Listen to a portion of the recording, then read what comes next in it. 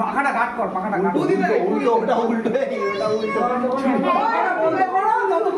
হ্যাঁ, এইবারে বাবা বলে happy birthday, happy birthday to you, happy birthday to you Mishti. Happy birthday. এই যে মিঠি বোনের দিকে তাকা। ফোনটা তুলে নে এই যে ভাই, এই যে ও ভাই যে